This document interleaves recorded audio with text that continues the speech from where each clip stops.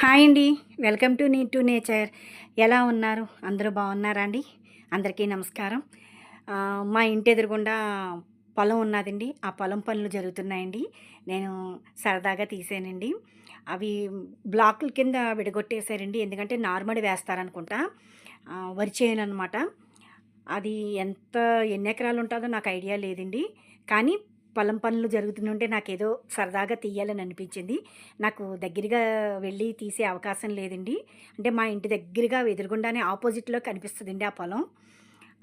దా అది కొంచెం జూమ్ చేసి తీసాను నేను. కొంచెం క్లియర్‌గా లేకపోతే కొంచెం అడ్జస్ట్ అవ్వాలండి. నాకు ఇలాంటి సరదా అండి తీయటం. ఎందుకంటే నా ఛానలు ఆహ్, ప్రకృతికి దగ్గరగా కదండీ! నాకు అందుకనే ప్రకృతిలో ఏది జరిగినా సరే నేను క్యాప్చర్ చేసుకుందామని అనుకుంటానండి. కానీ నాకు ఇంట్లోంచి బయటికెళ్ళే అవకాశం లేదండి. ఏదో నాకు దగ్గరలోనే అవైలబుల్‌గా ఉన్నవే నేను తీసుకుంటా ఉంటాను. ఎక్కువ నా గార్డెన్ వీడియోసు ప్లస్ ఇదిగోండి ఇంటి ఎదురుగుండా ఇలాంటి పనులు జరుగుతున్నప్పుడు నేను తీస్తా ఉంటాను. బ్లాక్స్‌లో కొంత నార్మల్ వేసేసినట్టున్నారండి. ఇదిగో ట్రాక్టర్ తోటి దమ్ము చేస్తున్నట్టున్నారు.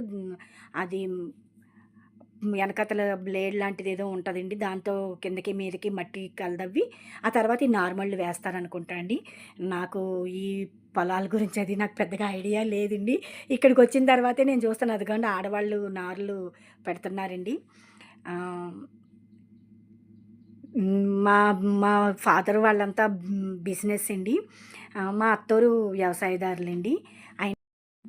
ఇంటి ఎదురుగుండా వ్యవసాయ భూమి ఉండటం వలన వాళ్ళు వరి నారులు ఇవన్నీ ఏసేటప్పుడు రోజుగే నేను గమనిస్తా ఉంటాను కాబట్టి, నాకు ఇక్కడికొచ్చిన తర్వాత ఈ వ్యవసాయం గురించి తెలిసిందండి. సపోటా చెట్టు నిండా కాయొచ్చిందండి. బానే పాలినేషన్ అయిందండి. కాయ కొద్ది కొద్దిగా ఎదుగుతున్నాదండి.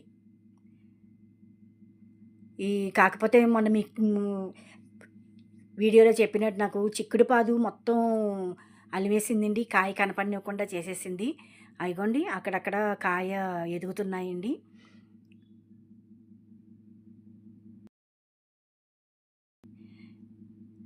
ఇది చెట్టు చిక్కుడనుకుని వేశానండి. కానీ పాదులాగా పాకేసిందండి మొత్తం. ఈ చెట్లన్నీ పట్టేసి వదలలేదండింక.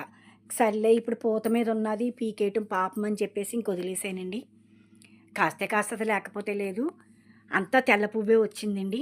ఈ చిక్కుడు పువ్వంతా తెల్ల పువ్వనమాటండి. మామూలు బయట కొని చిక్కుడులేనండి.